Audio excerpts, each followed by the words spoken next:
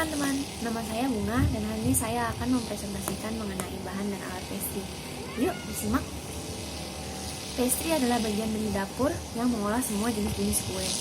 Bahan pastry ada tepung, garam, telur, gula, lemak, susu, coklat bubuk, ragi, dan krim. Tepung adalah partikel padat yang berbentuk butiran halus, biasa digunakan untuk keperluan rumah tangga dan bahan baku industri.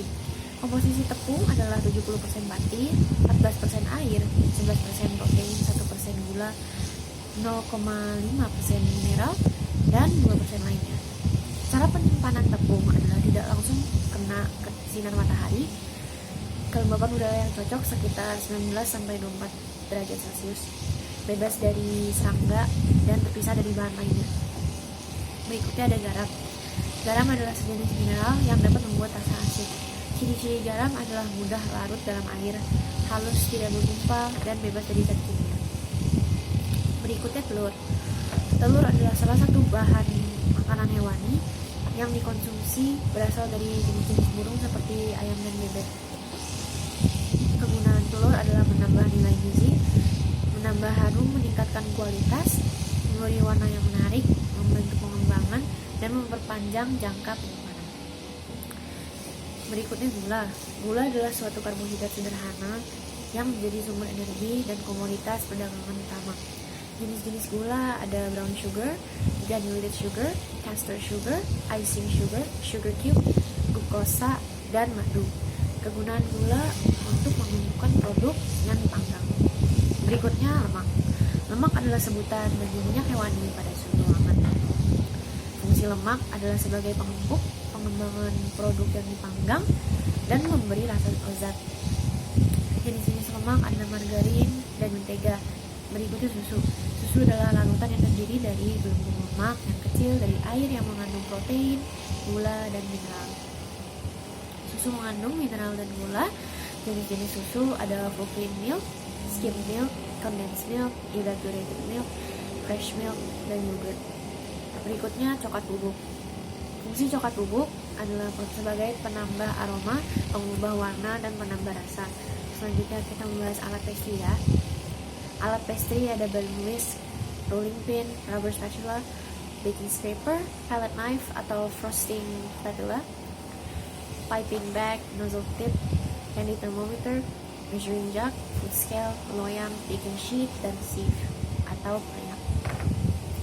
Balloon whisk merupakan whisk serbaguna. Unggul dalam membuat krim. Balloon whisk juga bisa digunakan untuk mengaduk adonan kering. Berikutnya rolling pin. Rolling pin dibutuhkan untuk membentuk dan memipihkan adonan. Tanpa rolling pin, menegangkan adonan dengan permukaan yang sama rata akan sulit. Rolling pin yang berbentuk lancip lebih disenangi karena rolling pin jenis ini lebih mudah digerakkan dan diatur penekanannya. Dengan begitu, adonan akan terasa semakin enak dan halus. Berikutnya rubber spatula. Rubber spatula lebih ringan dari spatula kayu. Rubber spatula ini juga sudah tahan panas sehingga bisa digunakan untuk mengaduk krim atau saus yang panas dan juga leher coklat.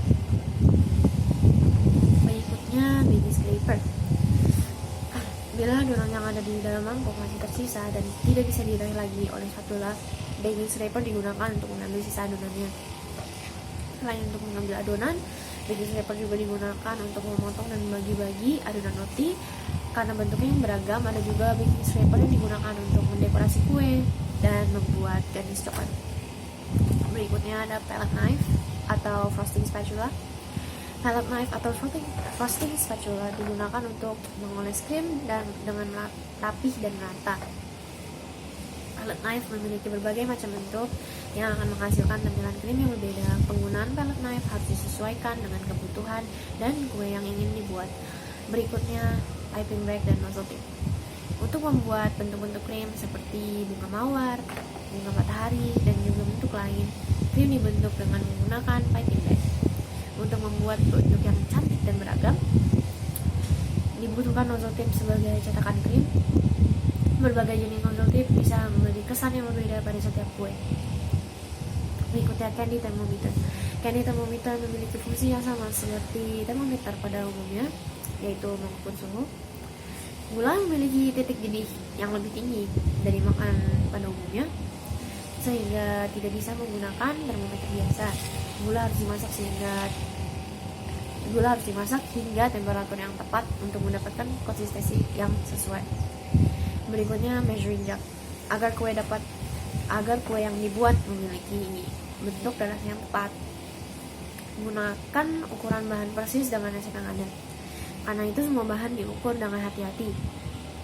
Measuring jug dibutuhkan untuk mengukur bahan berbentuk cair yang akan dimasukkan ke dalam adonan. Tanpa alat ini bisa gagal saat membuat adonan, karena takaran cairan yang tidak tepat bisa membuat adonan terlalu keras ataupun terlalu lembek. Berikutnya food skill. Tanpa ketelitian dan ukuran bahan yang tepat, kue yang enak tidak bisa dihasilkan. Berbeda dengan savory pastry, tidak bisa menambahkan tepung, gula, ataupun bahan lainnya ketika makanan atau kue sudah matang.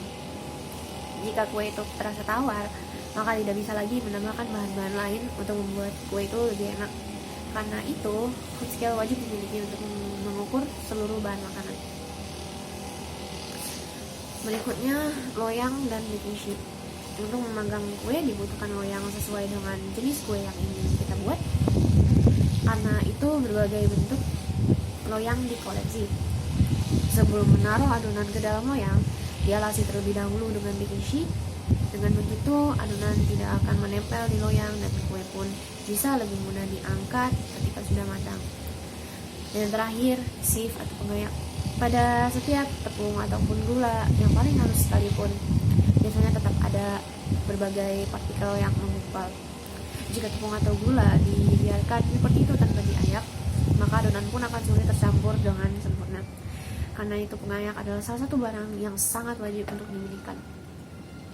Tampaknya membuat rasa kue yang merata seluruhnya sulit. Tidak hanya itu, pengayak bisa digunakan untuk memberi gula halus atau coklat bubuk pada bagian atas kue setelah selesai dibuat. Sekian presentasi saya hari ini. Terima kasih atas perhatiannya.